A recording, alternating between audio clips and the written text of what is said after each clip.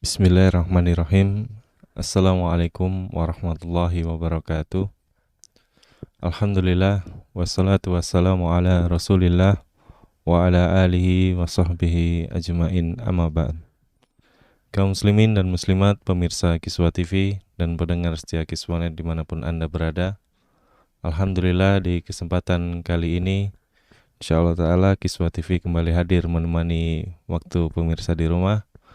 Dan di mana pada kesempatan kali ini kita akan bersama-sama mengikuti sebuah pembahasan yang mengambil tema dari kisah-kisah yang terdapat di dalam Al-Quranul Karim, di mana tema pada kesempatan kali ini melanjutkan tema sebelumnya, yaitu mengenai kisah Nabi Yusuf alaihi wassalam. Dan Alhamdulillah telah hadir bersama kita Al-Ustadz Abu Humairah hafidhahullah ta'ala. Kita sapa terlebih dahulu beliau. Assalamualaikum warahmatullahi wabarakatuh, Ustaz. Waalaikumsalam warahmatullahi wabarakatuh. Apa kabarnya di pagi hari ini, Ustaz? Alhamdulillah. Barakallah. Dan bagi pemirsa di rumah, di akhir sesi kita akan mengadakan sesi tanya jawab. Bagi Anda yang mungkin ingin interaktif secara langsung ataupun mengirimkan pertanyaan melalui pesan singkat atau WhatsApp, Anda dapat menghubungi kami di nomor 0812 6873 3202. Dan juga kami infokan bahwa kini kajian Kiswah TV dapat juga Anda saksikan secara live melalui satelit parabola Kuben. Dan untuk frekuensinya telah kami share di grup dan juga terdapat di kolom deskripsi sosial media Kiswah TV. Dan kami membuka kesempatan bagi para pemirsa dan juga muhsinin yang mungkin ingin membantu berpartisipasi dalam operasional dakwah Kiswah TV. Anda dapat menyalurkan donasi Anda melalui BRI Syariah, kode bank 422, nomor rekening 10600057377 atas nama Yayasan Kiswah Islamic Center. Dan untuk konfirmasi donasi, Anda dapat menghubungi kami di nomor 0812 6873 3202. Baiklah, untuk mempersingkat waktu kita di pagi hari ini, waktu dan tempat kami persilahkan. Falyatafadhal mazkur. Bismillahirrahmanirrahim. Assalamualaikum warahmatullahi wabarakatuh. Alhamdulillah. Alhamdulillahilladzi hadana wa kafana wa ja'alana minal muslimin. Asyhadu an la ilaha illallah wahdahu rabbil la syarika lah. Wa asyhadu anna Muhammadan abduhu wa rasuluhu alladzi la nabiyya ba'dah. Amma ba'du. Ma'asyiral muslimin, para pemirsa Kiswah dimanapun Anda berada, Alhamdulillah, segala puja dan puji hanya milik Allah Jalla fi'ula, yang atas limpahan karunia dan nikmatnya kita masih diberikan nikmat Islam, nikmat iman, nikmat sehat, dan tentunya juga nikmat di pagi hari ini kita bisa bertolabul ilmi walaupun lewat media Kiswah. Salawat dan salam marilah kita aturkan kepada qudwah kita, Rasul kita, Nabi kita, tuntunan kita semuanya, Muhammad sallallahu alaihi wasallam. Allahumma salli ala sayyidina Muhammad wa ala alihi wa sahbihi wa man sara ala nahjihi ila yaumiddin. Melanjutkan pembahasan kita, masih membahas tentang Qasasul Anbiya, kisah-kisah para nabi, yakni kisah Nabi Allah Yusuf alaihi salatu wassalam, yang merupakan ahsanul qasas, kisah terbaik di dalam Al-Quranul Karim. Ma'asyiral muslimin yang dimuliakan Allah subhanahu wa ta'ala, kita sudah sampai kepada kisah Nabi Yusuf alaihi salatu wassalam, di mana Allah subhanahu wa ta'ala berfirman dalam surah ke-19 dan seterusnya, وَجَاءَتْ سَيَّارَةٌ فَأَرْسَلُوا وَارِدَهُمْ فَأَدْلَى دَلْوَهُ قَالَ يَا بُشْرَى هَذَا غُلَامٌ وَأَسَرُّوهُ بِضَاعَةً وَاللَّهُ عَلِيمٌ بِمَا يَعْمَلُونَ. Dan datanglah sekelompok musafir, para pedagang. Mereka menyuruh seseorang untuk mengambil air. Lalu dia menurunkan timbanya. Tiba-tiba dia berkata, oh senangnya, ini adalah seorang anak muda. Kemudian mereka pun menyembunyikannya sebagai barang dagangan, dan Allah Maha mengetahui apa yang mereka lakukan. Jadi ketika Nabi Yusuf alaihi salatu wassalam dizalimi karena hasad saudara-saudaranya, dan inilah bahaya hasad. Bahaya hasad itu bisa mencelakakan manusia, bahkan bisa menghilangkan nyawa manusia. 10 saudara Nabi Yusuf alaihi salatu wassalam, mereka hasad kepada Nabi Yusuf alaihi salatu wassalam karena kedudukan Nabi Yusuf di hadapan ayahnya, Nabi Allah Ya'qub alaihi salatu wassalam. Karena terlalu dekatnya Nabi Ya'qub kepada Yusuf, terlalu sayangnya Nabi Ya'qub kepada Yusuf, sehingga menjadi hasad saudara-saudaranya, akhirnya berakhir dengan mencelakakan Nabi Yusuf alaihi salatu wassalam dan dimasukkan ke dalam sumur. Lah sumur ini sumur yang cukup dalam. Bisa saja Nabi Yusuf alaihi salatu wassalam mati dalam sumur itu. Akan tetapi Allah subhanahu wa ta'ala menolong Nabi Yusuf alaihi salatu wassalam. Bayangkan saja 3 hari dalam sumur. Siapa yang tahan? Tetapi karena pertolongan Allah subhanahu wa ta'ala, Nabi Yusuf tetap hidup. Kemudian diutus malaikat Jibril, kemudian menghibur Nabi Yusuf alaihi salatu wassalam dalam sumur itu. Kemudian Jibril pun menghabarkan segala sesuatu yang akan terjadi setelah Yusuf dalam sumur ini. Bahwa dia nanti akan diambil para musafir, kemudian akan dijual, kemudian yang membelinya adalah seorang yang sangat kaya, pejabat nomor 2 Mesir. Kemudian dia pun akan mengalami fitnah dari istrinya kelak setelah besar, dan begitu seterusnya dihabarkan. Dan itu yang membuat tenangnya Nabi Yusuf alaihi salatu wassalam dalam sumur itu. Maka ketika kemudian datang kafilah dagang yang mencari minum, akhirnya kemudian mereka melihat sumur, maka mereka senang. Akhirnya kemudian mereka menurunkan timba. Tiba-tiba timba itu berat. Rupanya Nabi Yusuf alaihi salatu wassalam memegang talinya, kemudian ditarik ke permukaan, dan mereka pun mengatakan, ya bushra hadha gulam, ya bushra hadha gulam. Oh senangnya, ada seorang anak muda yang sangat tampan di sini. Kemudian mereka pun menyembunyikan Nabi Yusuf di dalam dagangan-dagangan mereka, yang kemudian akhirnya kemudian mereka pun membawa Nabi Yusuf alaihi salatu wassalam ke Mesir dan diperjualbelikan. Dan Allah subhanahu wa ta'ala menggambarkan dalam ayat selanjutnya, وَشَرَوْهُ بِثَمَنٍ بَخْسٍ دَرَاهِمَ مَعْدُودًا وَكَانُوا فِيهِ مِنَ الزَّاهِدِينَ. Dan mereka menjual Nabi Yusuf dengan harga yang rendah, yaitu beberapa dirham saja, sebab mereka tidak tertarik kepadanya. Jadi Nabi Yusuf alaihi salatu wassalam dijual oleh para pedagang ini dengan harga yang sangat murah. Mungkin 2 dirham, mungkin 3 dirham, 4 dirham. Atau sekalipun seandainya Nabi Yusuf itu diambil begitu saja tanpa harus ada penukaran dengan dirham atau dengan dinar, maka mereka akan melepaskannya. Artinya Nabi Yusuf tidak punya harga, karena mereka tidak tertarik dengan Nabi Yusuf alaihi salatu wassalam. Lah dari sinilah Allah subhanahu wa ta'ala hendak merubah nasib seseorang. Wa asa an takrahu syai'an wa huwa khairul lakum. Terkadang sesuatu yang kita anggap benci, rupanya itu sebuah kebaikan di hadapan Allah subhanahu wa ta'ala. Nabi Yusuf alaihi salatu wassalam diuji dalam sumur, dihasadi oleh saudara-saudaranya. Tapi di balik itu ada hikmah yang besar yang akan diterima Nabi Yusuf alaihi salatu wassalam. Maka datanglah seorang pembesar Mesir. Ada yang mengatakan Al-Aziz adalah orang nomor 2-nya daripada Malikul Misra, Raja Mesir, Fir'aunnya Mesir. Jadi dia adalah orang nomor 2 dalam kerajaan. Tentu orang nomor 2 bukan orang biasa. Dia tinggal di istana dengan segala kekayaannya, dengan segala kenikmatannya, dengan istrinya yang sangat cantik parasnya, dengan dayang-dayang dan pembantunya, dan begitu seterusnya. Lah Allah takdirkan pejabat Mesir Al-Aziz ini tidak diberikan keturunan oleh Allah Subhanahu wa taala, tidak punya anak. Akhirnya kemudian istrinya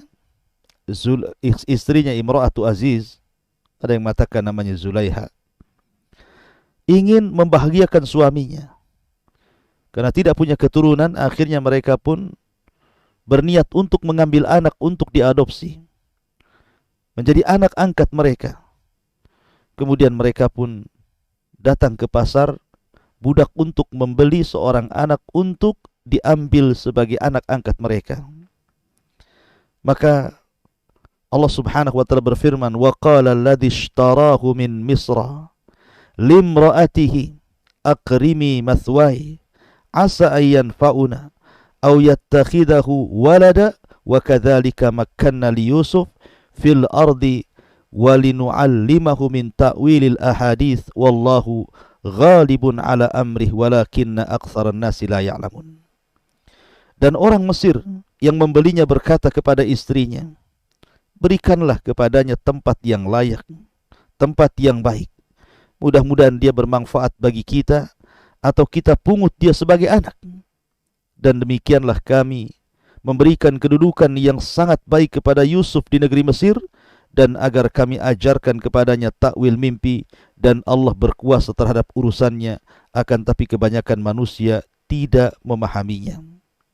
Ma'asyiral muslimin yang dimuliakan Allah Subhanahu wa taala, ketika Nabi Yusuf alaihi salatu wassalam dilempar ke dalam sumur oleh 10 saudaranya, ketika itu usia Nabi Yusuf alaihi salatu wassalam 10 tahun.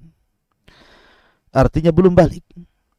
Dan Nabi Yusuf alaihi salatu wassalam itu diberikan ketampanan oleh Allah Subhanahu wa taala, nabi tertampan. Dia mendapatkan separuh ketampanan Adam alaihi salatu wassalam. Kemudian juga diberikan akhlak yang sangat baik. Ya, tentu karena dia adalah turunan seorang nabi. Nabi Allah Yaqub alaihi salatu wassalam tentu mewarisi akhlaknya, kesabarannya, keindahannya, dan begitu seterusnya. Sehingga ketika Al-Aziz, pejabat Mesir ini, memandang Nabi Yusuf alaihi salatu wassalam, langsung tertarik. Kemudian istrinya menganjurkan untuk membelinya. Kemudian mereka pun membeli Nabi Yusuf alaihi salatu wassalam dari para pedagang itu. Maka disinilah perubahan kehidupan Nabi Yusuf beralih ke sebuah istana. Dia tinggal di istana yang sangat megah, dengan makanan-makanan yang sangat lezat, dengan pendidikan-pendidikan, dengan pelayanan-pelayanan, dan begitu seterusnya. Dan dia pun diangkat menjadi anak Al-Aziz, pejabat nomor 2 Mesir. Dan tanpa terasa hari pun berganti, minggu pun berlalu, bulan pun kemudian hilang, datanglah tahun. Akhirnya tanpa terasa Nabi Yusuf pun kemudian sudah 10 tahun berada di dalam istana Al-Aziz ini.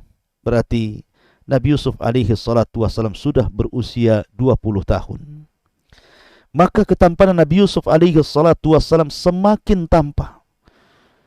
Bersihnya wajahnya, bersihnya badannya, tampannya, akhlaknya, senyumnya, dan begitu seterusnya. Itu pula yang menjadikan kemudian istri Al-Aziz bukannya sayang, malah kemudian tertarik dan jatuh cinta kepada Nabi Yusuf alaihi salatu wassalam. Akhirnya karena dia tidak mendapatkan pelayanan, kepuasan dari suaminya, maka dia pun kemudian ingin memuaskan dirinya dan hendak melakukan perzinahan dengan Nabi Yusuf alaihi salatu wassalam. Mulailah dia membuat makar bagaimana caranya dia mendapatkan Nabi Yusuf dan bisa melampiaskan syahwatnya. Allah Subhanahu wa taala berfirman, "Warawadtuhu allati huwa fi baitiha an nafsihi wa ghallaqatil abwab wa qalat hayta lak qala ma'adallah innahu rabbi ahsana mathwaya innahu la yuflihu zalimun." Dan perempuan, maksudnya yang dia tinggal di rumahnya, maksudnya istri daripada Al-Aziz Zulaikha ini, menggoda Nabi Yusuf alaihi salatu wassalam. Kemudian dia menutup pintu-pintunya, mengunci jendela-jendelanya. Kemudian dia pun berkata kepada Nabi Yusuf alaihi salatu wassalam, "Hai talak, mendekatlah kemari, mendekatlah kepadaku." Tapi Yusuf alaihi salatu wassalam kemudian berkata, "Aku berlindung kepada Allah sungguh tuanku telah memperlakukan diriku dengan baik, dan sesungguhnya orang-orang zalim itu tidak akan beruntung. Nabi Yusuf alaihi salatu wassalam menolak ajakan daripada istri Al-Aziz ini. Tentu bagaimanapun dia sudah banyak berjasa kepada dirinya. Al-Aziz sudah banyak berjasa kepada dirinya, membesarkan dirinya, memberikan makanan yang bergizi, pendidikan dan begitu seterusnya. Tidak mungkin dia mengkhianati kebaikan manusia. Karena bagaimanapun seorang muslim, kita dalam Islam saja tidak boleh melupakan kebaikan orang. Dan itu ajaran Nabi SAW. Nabi tidak pernah melupakan kebaikan manusia. Bahkan ketika orang-orang Ansar dalam pembagian ghanimah yang dilakukan Nabi SAW pasca perang Hunain, orang-orang Ansar ini mereka merasa cemburu karena Nabi SAW membagi-bagikan ghanimah kepada orang-orang muhajirin lebih banyak dibandingkan kepada mereka, sehingga akhirnya kemudian mereka pun kecil hati dan menganggap sesuatu yang dilakukan Nabi SAW kurang benar. Tapi kemudian Nabi SAW mengingatkan kebaikan mereka, karena Nabi tidak pernah melupakan kebaikan mereka. Nabi SAW mengatakan, kalau seandainya kalian bicara pasti benar dan pasti kebenarkan. Kemudian Nabi memuji orang-orang Ansar karena kebaikan mereka. Begitulah Nabi SAW tidak pernah melupakan kebaikan. Begitu juga Nabi Yusuf alaihissalam tidak pernah melupakan kebaikan Al-Aziz yang sudah merawatnya, yang sudah mengambil dia dari sumur, dari hasadnya saudara-saudaranya, dari perbudakan akhirnya diangkat menjadi anak seorang pejabat Mesir besar, orang nomor 2 Mesir. Makanya dia kemudian menolak ajakan istrinya karena ini termasuk berkhianat kepada kebaikan Al-Aziz yang sudah merawatnya. Makanya dia tolak. Ketika Nabi Yusuf alaihi salatu wassalam betul-betul digoda, dimasukkan ke dalam rumahnya Al-Aziz, pintu-pintu dikunci, jendela-jendela dikunci, tidak ada siapapun di situ. Tetapi Nabi Yusuf alaihi salatu wassalam berusaha untuk menjaga dirinya. Bahkan Allah Subhanahu wa taala menjelaskan, walaqad hammat bihi wa hamma biha laula an ra'a burhana rabbih kadzalika nasrifu anhu su wal fahsya innahu min ibadinal mukhlasin. Dan sungguh perempuan itu telah berkehendak kepada Yusuf, menginginkan Yusuf untuk supaya melampiaskan syahwatnya, dan Yusuf pun berkehendak kepadanya. Ya, karena Nabi Yusuf alaihi salatu wassalam sudah menjadi anak muda. Dan setiap laki-laki normal, setiap anak muda normal pasti akan diberikan syahwat, akan disukakan dengan wanita. Apalagi wanita di depan Nabi Yusuf walaupun terpaut jauh usianya, tetapi dia bukan wanita biasa, wanita kaya yang suka merawat badannya, yang suka merawat mukanya, yang suka merawat keindahan tubuhnya, sehingga siapapun laki-lakinya pasti akan tertarik dengan keparasan cantik daripada Zulaiha ini. Apalagi Nabi Yusuf alaihi salatu wassalam anak muda, belum menikah. Kemudian dia orang asing, dia seorang musafir, di mana terkadang seorang musafir itu lebih nekat dibandingkan orang-orang mukim, karena kalau dia berbuat jahat tidak ada yang tahu. Tapi orang yang mukim di sebuah tempat, tentu kalau hendak berbuat jahat itu pasti akan terpikir, malu dengan keluarganya, malu dengan nama baik keluarganya, dan begitu seterusnya. Kemudian juga Nabi Yusuf alaihi salatu wassalam, dia adalah seorang yang di bawah kekuasaan Zulaiha, artinya dia harus nurut apa kata tuannya. Akan tetapi Nabi Yusuf alaihi salatu wassalam diberikan oleh Allah Azza wa Jal untuk tidak melayani syahwat daripada Zulaiha ini. Dia tolak. Ya. Ma'asyiral muslimin yang dimuliakan Allah Azza wa Jal, bahkan dalam hatinya sebenarnya Yusuf juga berkehendak. Makanya Allah mengatakan wa hamma biha. Dan Yusuf pun sebenarnya dalam hatinya kepengen melakukan itu. Ya wajar, namanya anak muda, belum menikah, kemudian seorang musafir, kemudian orang asing, jauh dari keluarga, kemudian dihadapkan kepada wanita yang sangat cantik parasnya. Siapa yang tidak tergoda dengan Zulaiha? Tetapi Allah Subhanahu wa taala tolong Nabi Yusuf. Makanya Allah mengatakan laula an ra'a burhana rabbi. Kalau sekiranya dia tidak melihat tanda-tanda dari Tuhannya yang demikian besar, kemudian kami palingkan darinya keburukan dan kekejian, sungguh dia Yusuf termasuk hamba-hamba yang terpilih. Sebagian ulama mengatakan yang dimaksud burhan di sini artinya, jadi Nabi Yusuf malu ketika melihat berhala. Jadi di situ di kamar Zulaikha itu ada berhala. Kemudian dia tutup berhala itu.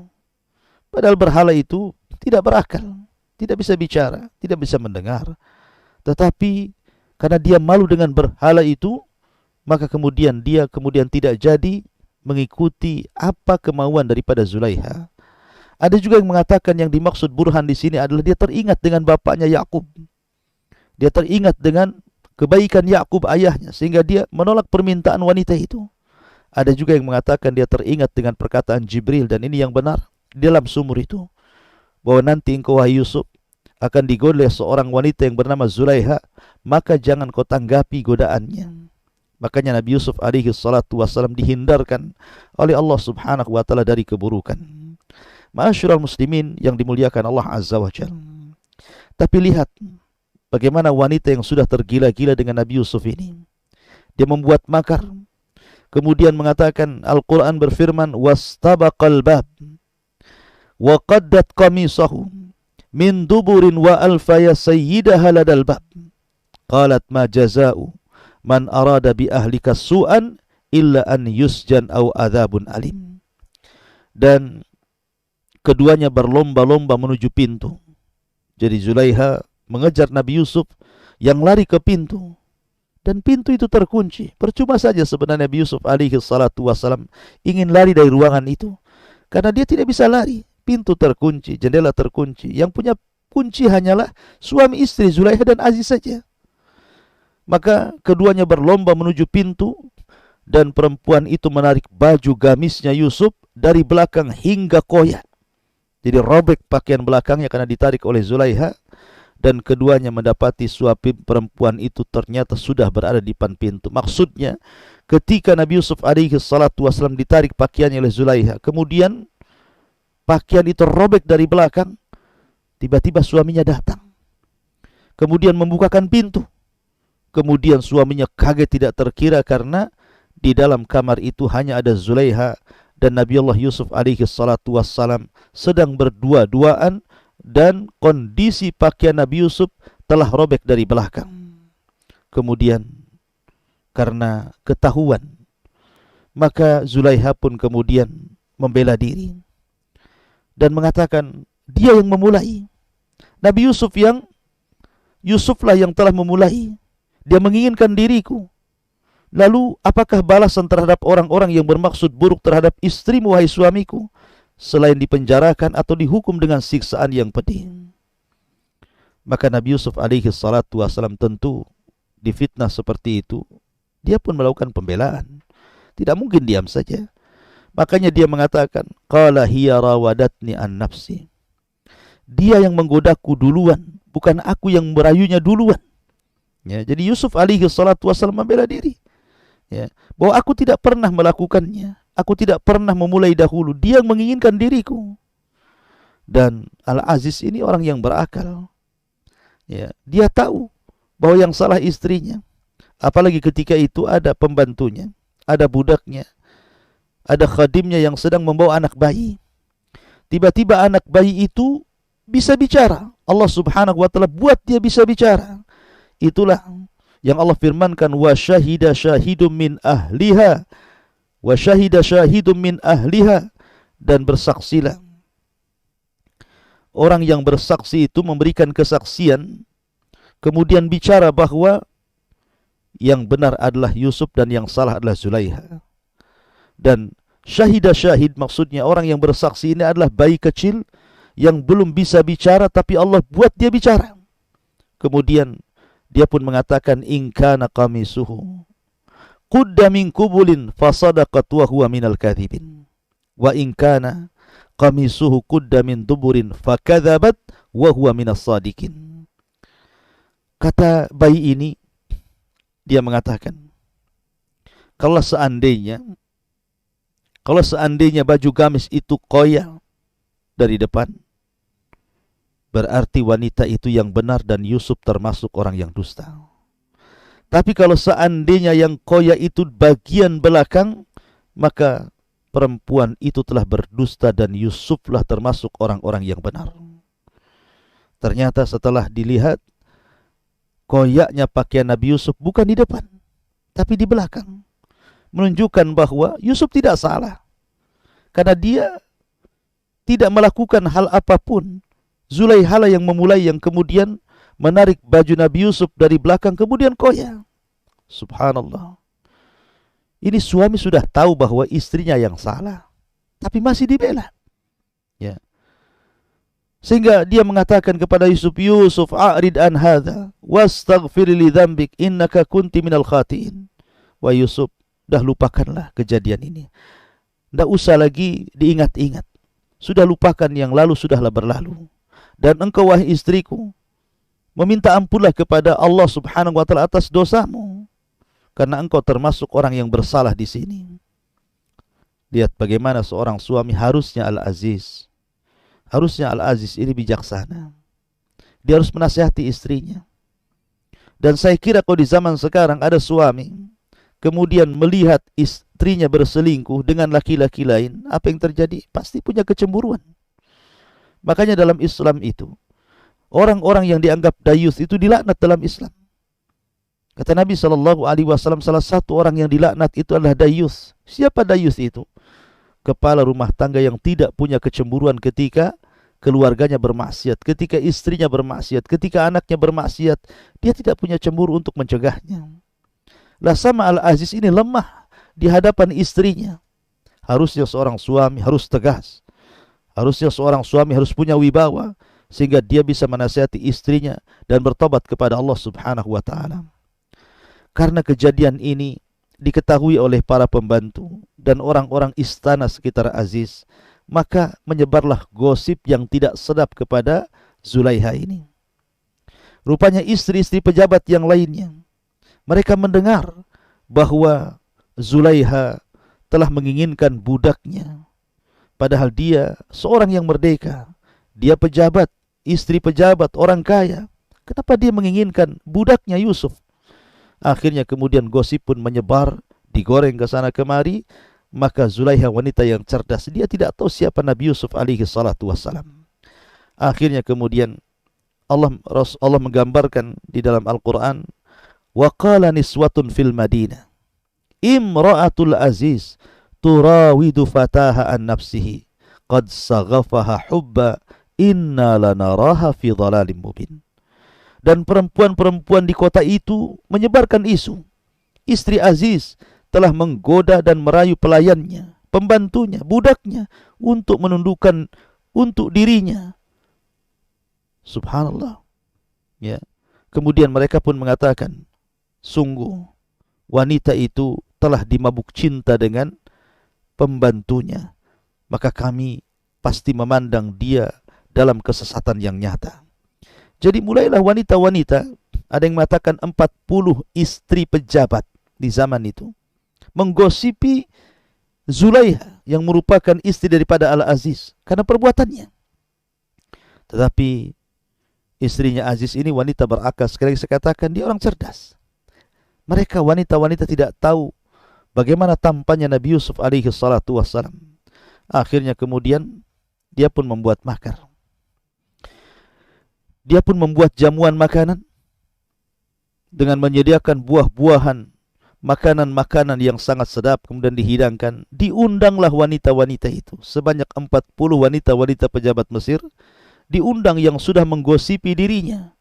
Maka datanglah wanita-wanita ini, kemudian duduk berbaris.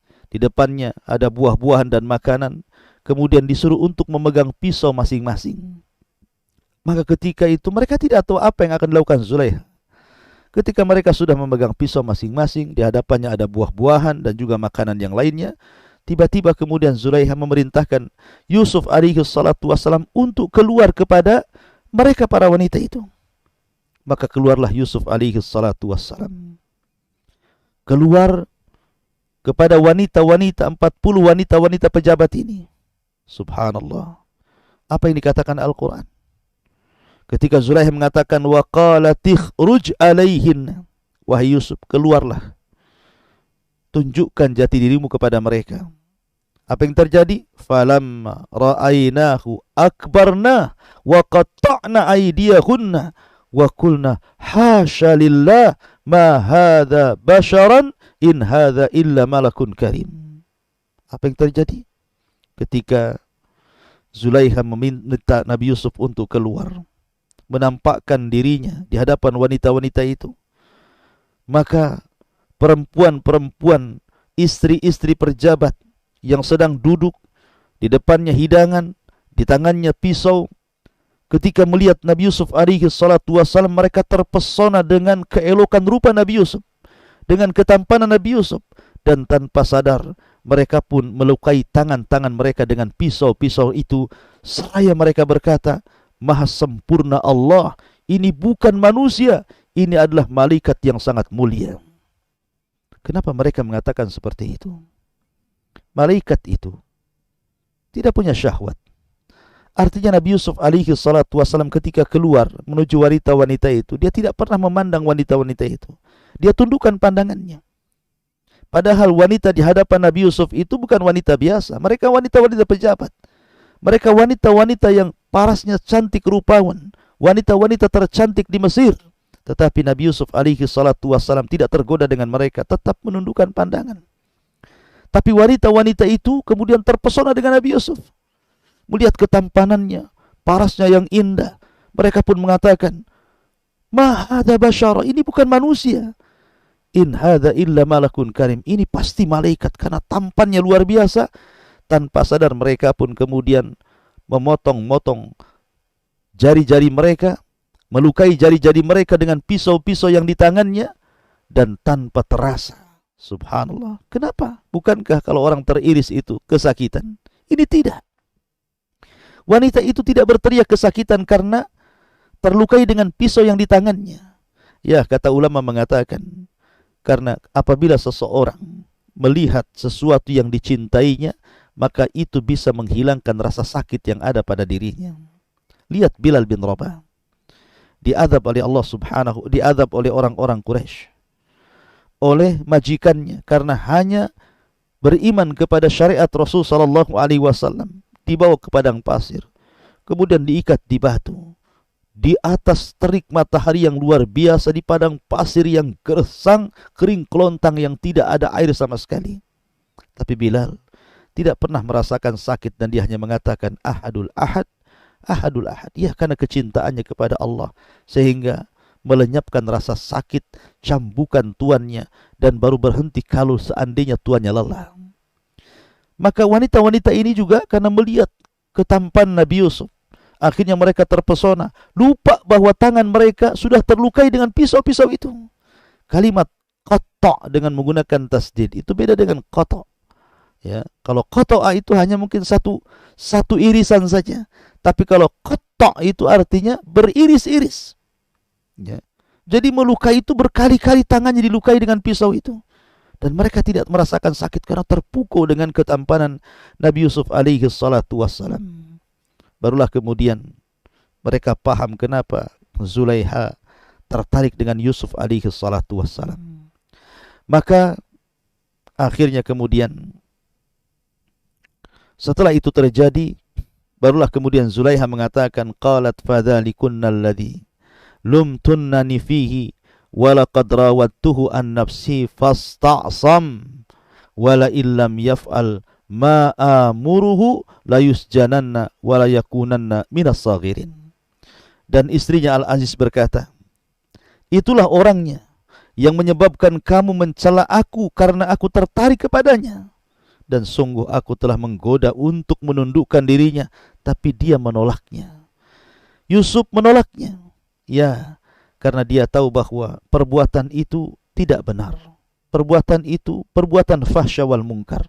Perbuatan itu tidak menunjukkan akhlak untuk membalas kebaikan Al-Aziz. Makanya Nabi Yusuf alaihi salatu wassalam menolak itu. Dan seorang Nabi maksum akan dijaga oleh Allah subhanahu wa ta'ala. Lah ketika kemudian Zulaiha sudah menggoda Nabi Yusuf dengan cara yang halus, tidak bisa juga. Mulailah dia menggoda Nabi Yusuf dengan cara yang kasar. dengan cara mengancam Nabi Yusuf alaihi salatu wassalam dan mengatakan, jika dia tidak melakukan apa yang aku perintahkan, niscaya dia akan dipenjarakan dan dia akan menjadi orang yang hina. Dia tidak boleh lagi tinggal di istanaku. Dia harus masuk penjara. Tetapi Nabi Yusuf alaihi salatu wassalam tetap menolaknya dan mengatakan, qala rabbi as-sijnu ahabbu ilayya mimma yad'unani ilaih wa illa tasrif anni kaidahun. Dia mengatakan, wahai Tuhanku, penjara itu lebih baik dan lebih aku sukai dibandingkan memenuhi ajakan mereka. Jika aku tidak engkau hindarkan dari tipu daya mereka, niscaya aku akan cenderung untuk melakukan keinginan mereka dan tentu aku termasuk orang-orang yang bodoh, kata Nabi Yusuf. Ma'asyiral muslimin yang dimuliakan Allah Azza wa Jalla. Maka Yusuf pun menolak permintaan mereka dan memilih untuk memenjarakannya. Lah dari sini akhirnya suami-suami dari istri-istri pejabat itu mendengar bagaimana mereka sudah mengkhianati mereka dengan melihat Nabi Yusuf alaihi salatu wassalam. Makanya mereka takut kalau seandainya keberadaan Nabi Yusuf itu memfitnah mereka. Akhirnya suami-suami mereka sepakat bahwa Yusuf harus dijauhkan dari istri-istri mereka. Termasuk Al-Aziz menginginkan Nabi Yusuf dijauhkan daripada Zulaiha istrinya. Maka para pejabat ini sepakat untuk memasukkan Yusuf ke dalam penjara. Akhirnya kemudian Nabi Yusuf pun dimasukkan penjara tanpa ada alasan yang benar. Dizalimi. Atas dosa apa Nabi Yusuf dipenjarakan? Atas kesalahan apa Nabi Yusuf dipenjarakan? Tapi begitulah, terkadang seseorang diuji untuk dinaikkan derajatnya. Bahwa di balik ujian ini tentu ada hal yang bisa mengangkat derajat Nabi Yusuf alaihi salatu wassalam kelak. Oleh karena itulah maka jangan sedih kalau seandainya Allah Subhanahu wa taala menguji seseorang, karena terkadang di balik ujian itu ada hikmah yang besar, baik kita ketahui ataupun kita tidak ketahui. Karena terkadang ujian itu membawa nikmat bagi orang-orang yang diujinya. Ma'asyiral muslimin yang dimuliakan Allah Azza wa Jalla. Lah peristiwa ketika Nabi Yusuf akhirnya diponis masuk penjara. Di situ ada kejadian. Di istana ada kejadian yang sangat heboh. Apa kejadiannya? Di istana itu ada dhawak. Dhawak itu tukang mencicipi makanan raja. Jadi kalau seseorang membuat makanan untuk raja, tidak langsung dihidangkan ke raja, tetapi akan didatangkan dhawak untuk mencicipi, dikhawatirkan ada racunnya, kemudian menjadikan raja mati. Lah ketika itu dhawak ini sedang mencicipi dua makanan, satu berupa asir, minuman peras, dan yang satunya roti. Kemudian dimakannya roti itu. Setelah makan roti kemudian dia minum asir. Tiba-tiba setelah makan roti dan minum asir itu kemudian matilah dhawak ini, meninggal dunia. Ya ada kemungkinan mungkin di antara roti dan asir itu, minuman perasan itu, atau mungkin bahasa kitanya jus, mungkin diracuni, atau mungkin salah satu makanan itu ada racunnya, entah di minumannya atau mungkin di rotinya. Akhirnya meninggallah dhawak ini, yang tukang mencicipi makanan raja ini. Kemudian tersangkanya adalah imma yang membuat roti ataupun yang membuat minuman. Maka ditangkaplah kedua-duanya dan dimasukkan satu penjara dengan Nabi Yusuf alaihi salatu wassalam. Lah akhirnya kemudian Allah Subhanahu wa taala menjelaskan ini. Wa dakhala ma'ahu sijn fatayan qala ahaduhuma inni arani a'siru khamran wa qala al-akhar inni arani ahmilu fawqa ra'si khubzan ta'kulu at-tayra minhu nabbi'na bi ta'wilihi inna lanaraka minal muhsinin. Dan bersama dia masuk, maksudnya Nabi Yusuf masuk ke dalam penjara, masuk pula dua orang pemuda dalam penjara itu, pembuat roti dan pembuat minuman, yang dengan sebab keduanya meninggallah tukang cicipin makanan itu. Salah satu keduanya tiba-tiba Allah Subhanahu wa taala mimpikan. Jadi keduanya bermimpi, ya. Baik yang tukang membuat minuman raja ataupun tukang membuat roti makanan raja, bermimpi kedua-duanya. Di antara mimpinya, salah satunya berkata, sesungguhnya aku bermimpi memeras anggur. Dan yang lainnya berkata, aku bermimpi bahwa roti di atas kepalaku membawa roti di atas kepalaku, sebagiannya dimakan burung. Berikanlah kepada kami takwilnya wahai Yusuf, sesungguhnya kami memandang dirimu termasuk orang-orang yang berbuat baik. Akhirnya kemudian Nabi Yusuf alaihi salatu wassalam mentakwilkan mimpi keduanya. Yusuf pun mengatakan, qala la ya'tikuma ta'amun turzaqani illa nabba'tukuma bita'wilihi qabla an ya'tikuma dhalikuma mimma 'allamani rabbi inni taraktu millata qaumi la yu'minuna billahi wa hum bil akhirati hum kafirun. Yusuf berkata, makanan apapun yang akan diberikan kepadamu berdua, aku telah mendapatkan atau telah dapat menerangkan takwilnya sebelum makanan itu sampai kepadamu. Itu sebagian dari yang diajarkan Tuhanku. Sesungguhnya aku telah meninggalkan agama orang-orang yang tidak beriman kepada Allah, bahkan mereka tidak percaya kepada hari akhir.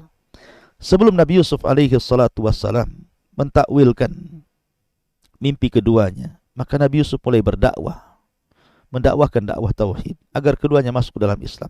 Karena Yusuf tahu nih, salah satu dari keduanya akan divonis mati.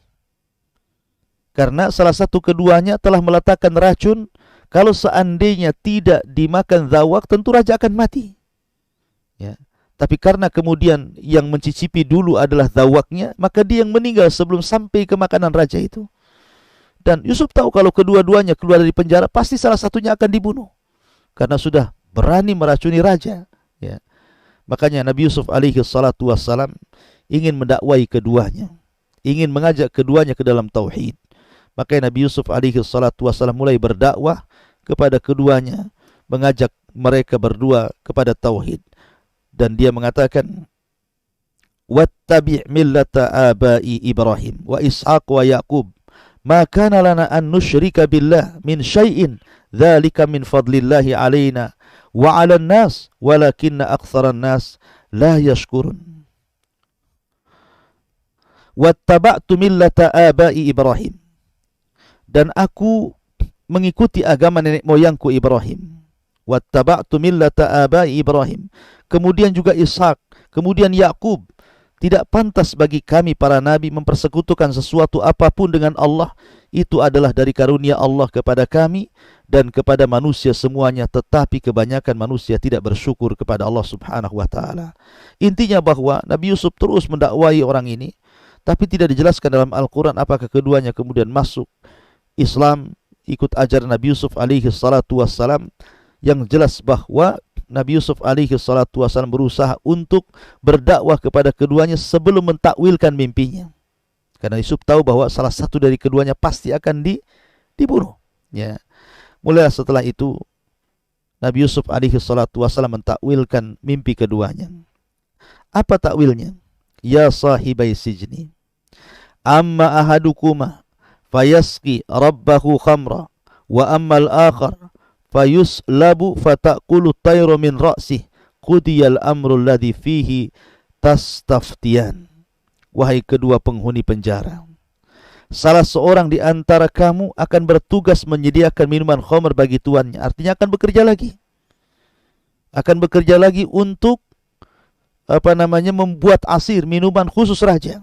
Tetapi yang satunya lagi, kata Nabi Yusuf alaihi salatu wassalam, akan disalib, akan dibunuh, kemudian akan disalib. Lalu burung-burung akan memakan sebagian kepalanya.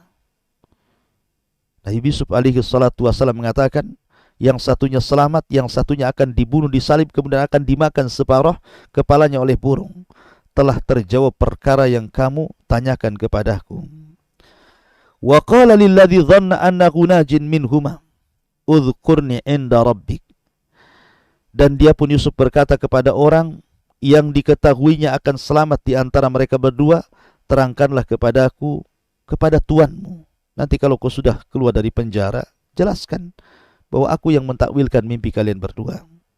Fa'ansahu syaitan dzikra rabbih falabisa fi sijni bid'a sinin. Maka setan menjadikan dia lupa untuk menerangkan kepada Yusuf, kepada tuannya. Karena itu dia, Yusuf, tetap dalam penjara beberapa tahun lamanya. Artinya bahwa Nabi Yusuf alaihi salatu wassalam setelah memberikan takwil mimpi itu, berharap dengan kemudian bagi orang yang selamat ini menceritakan perkara itu kepada tuannya, kepada rajanya, mudah-mudahan dia bisa keluar dari penjara. Akan tetapi Allah takdirkan keinginan Nabi Yusuf tidak sebagaimana keinginan Allah Subhanahu wa taala. Allah ingin menyelamatkan Nabi Yusuf dengan dirinya sendiri. Allah yang akan menyelamatkan nanti. Ya. Dengan cara apa? Dengan cara takwil mimpi. Jadi ketika betul-betul dua orang di penjara ini keluar, maka apa yang ditakwilkan oleh Nabi Yusuf alaihi salatu wasallam menjadi kenyataan. Rupanya yang menaruh racun kepada makanan itu adalah pembuat roti itu. Jadi dia membuat roti, hendak membunuh raja dengan cara meletakkan racun. Tetapi kemudian roti itu kemudian dicicipi oleh Dhawak, maka Dhawaklah kemudian yang meninggal dunia. Akhirnya setelah keluar penjara dia pun dieksekusi mati, kemudian disalib, dan sebagian kepalanya dimakan burung, persis seperti takwilnya Nabi Yusuf alaihi salatu wasallam. Adapun yang suka membuat air, suka membuat asir, selamat, sehingga tidak dibunuh karena tidak berbuat jahat, tidak meletakkan racun untuk raja. Akhirnya kemudian dia pun lupa nasihat Nabi Yusuf alaihi salatu wasallam. Akhirnya Yusuf pun terpaksa harus mendekam di penjara lebih lama lagi, sampai 10 tahun. Setelah kejadian itu, Nabi Yusuf alaihi salatu wasallam tetap dalam penjara. Subhanallah. Di penjara tanpa ada salah, di penjara tanpa ada alasan. Ini kezaliman. Ya, hasadnya para pejabat Mesir. Ya, karena dikhawatirkan kemudian wanita-wanita itu tertarik dan terpesona dengan Nabi Yusuf alaihi salatu wasallam. Ini kezaliman. Ya. Lah ketika itu Allah Subhanahu wa taala takdirkan sang raja bermimpi. Sang raja bermimpi. Makanya saya katakan kisah Nabi Yusuf ini unik. Permulaan kisah bicara mimpi, dan sekarang kita masuk pertengahan kisah juga bicara mimpi. Ya. Dan nanti di akhir kisah pun bicara mimpi. Lah, sang raja ini bermimpi. Apa mimpinya? Wa qala al-maliku inni ara sab'a baqaratin siman ya'kuluhunna sab'u ijaf wa sab'a sumbulatin hudrin wa ukhra yabisat ya ayyuhal mala'u uftuni fi ru'yaya in kuntum li ru'yaya ta'burun qalu adghasu ahlamin wa ma nahnu bi ta'wilil ahlami bi'alimin. Dan raja pun berkata kepada para pemukanya, sesungguhnya aku bermimpi semalam melihat 7 ekor sapi betina yang gemuk dimakan oleh 7 ekor sapi betina yang kurus. Subhanallah, ini mimpinya aneh. Harusnya yang gemuk memakan yang kurus, ini pula yang kurus memakan yang gemuk. Ya. Dan sapi itu tidak mungkin memakan sapi. Mana ada sapi makan sapi? Sapi bukan kanibal. Sapi bukan pemakan daging. Sapi itu pemakan rumput. Makanya mimpinya aneh. Ya. Kata raja, dia mengatakan, sesungguhnya aku bermimpi melihat 7 ekor sapi betina yang gemuk dimakan oleh 7 ekor sapi betina yang kurus. Bukan itu saja, 7 tangkai gandum yang hijau kemudian menyatu dengan 7 tangkai yang lainnya yang kering. Kemudian raja mengatakan, wahai para pemuka, terangkanlah kepadaku tentang takwil mimpiku ini jika kalian bisa mentakwilkan mimpiku. Tetapi para pejabat itu mengatakan, mimpi-mimpi itu hanyalah cerita kosong dan kami tidak mampu mentakwilkan mimpimu. Itu hanya sekedar nyanyian-nyanyian tidur saja. Itu hanya bunga-bunga tidur saja. Tidak usah didengar wahai raja. Tapi raja ini bermimpi bukan sekali, berkali-kali dengan mimpi yang sama. Makanya dia terus meminta agar pemukanya itu mencari orang untuk bisa mentakwilkannya. Lah kebetulan yang keluar dari penjara yang selamat dan tidak dibunuh itu, karena dia memang tidak berbuat jahat, tidak meletakkan racun pada minuman. Dia teringat bahwa di penjara itu ada seseorang yang bisa mentakwilkan mimpi. Akhirnya dia bertemu dengan raja, kemudian bercerita bahwa aku bisa mentakwilkan mimpimu.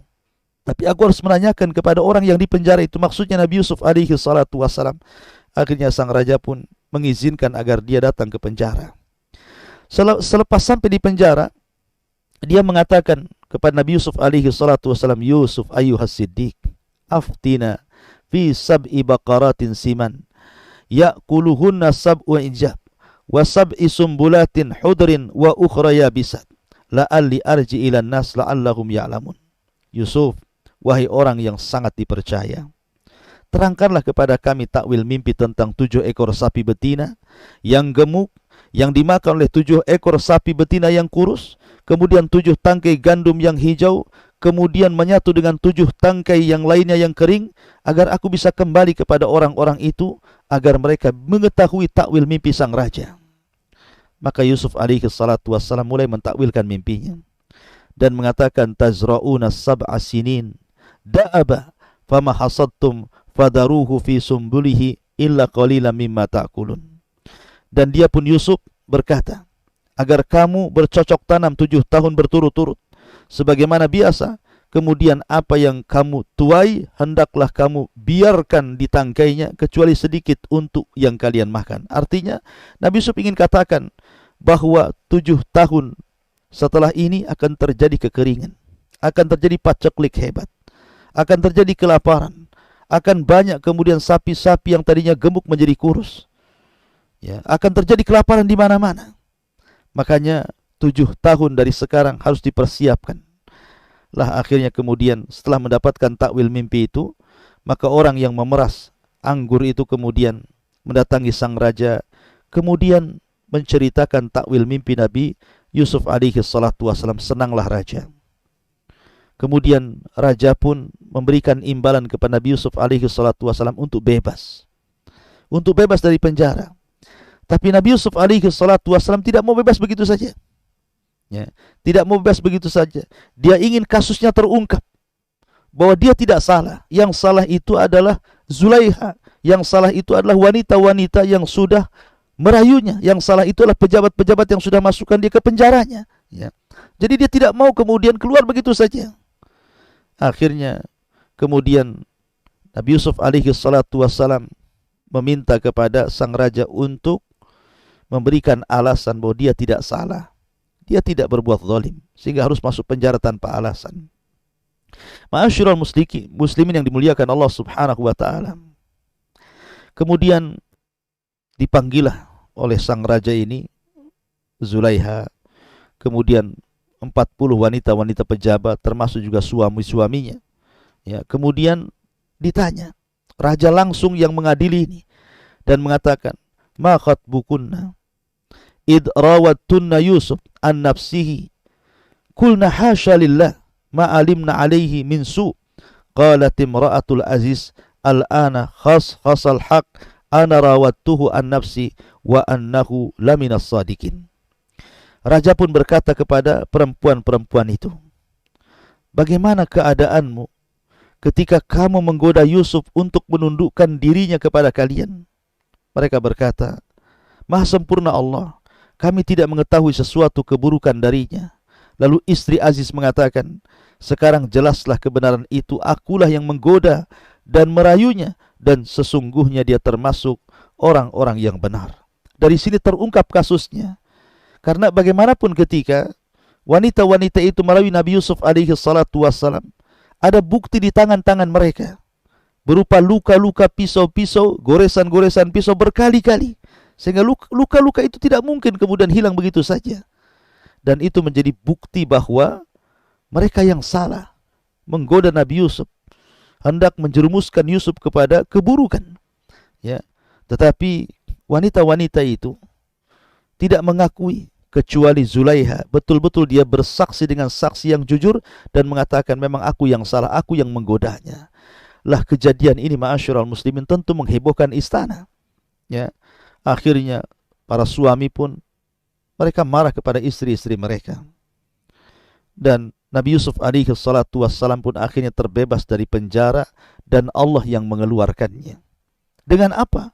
Dengan ilmu Nabi Yusuf alaihi salatu wassalam berupa mampu mentakwilkan mimpi. Dari sini menunjukkan fadilah ilmu. Kalau seandainya Nabi Yusuf tidak memiliki ilmu, tentu dia akan selamanya hidup dalam penjara. Tapi karena dia memiliki ilmu, dengan ilmu itulah dia bisa keluar dari penjara. Maka penting seseorang itu talabul ilmi, menuntut ilmu. Karena ilmu itu bisa menghindarkan seseorang dari keburukan. Seperti Nabi Yusuf alaihi salatu wassalam, maka kondisi kerajaan pun berbeda. Karena Yusuf alaihi salatu wassalam bukan hanya mampu mentakwilkan mimpi, tapi dia juga mampu dan diberikan kepiawaian untuk mengelola sebuah perekonomian negara.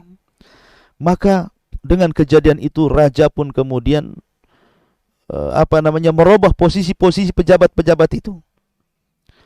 Dan kemudian Nabi Yusuf alaihi salatu wasallam diberikan kedudukan oleh sang raja, sampai sang raja mengatakan, wa qala al-maliku tuni bihi astakhlisuhu li nafsi, falamma kallamahu qala innaka al-yawm ladaina makinun amin. Dan sang raja berkata bahwa bawalah Yusuf kepadaku, agar aku memilih dia sebagai orang yang dekat kepadaku. Dia sudah jadi orang pilihanku. Ketika sang raja telah berdialog dengan Nabi Yusuf, dia pun berkata, sesungguhnya kamu mulai hari ini menjadi orang yang berkedudukan tinggi di lingkungan kami, dan engkau orang yang paling dipercaya. Artinya, ketika kemudian raja berdialog tentang soal takwil mimpi, kemudian Nabi Yusuf alaihi salatu wassalam menjelaskan takwilnya, bahwa di masa depan akan terjadi begini. Kemudian solusinya begini. Sehingga raja tertarik dengan Nabi Yusuf alaihi salatu wassalam dengan masalah yang diterangkannya. Kemudian juga keluar permasalahan, artinya mengeluarkan dari permasalahan besar. Yusuf tahu. Dari situlah raja kemudian menjadikan Nabi Yusuf alaihi salatu wassalam diberikan kedudukan tinggi di hadapan sang raja. Makanya raja mengatakan, sekarang kau mau apa? Mau kutempatkan di mana? Kau mau jabatan apa? Ya. Makanya Yusuf alaihi salatu wasallam mengatakan, qala ij'alni ala khazainil ar inni hafidhun alim. Yusuf pun berkata, jadikanlah aku bendaharawan negara Mesir, karena sesungguhnya aku adalah orang yang pandai menjaga dan mengetahuinya.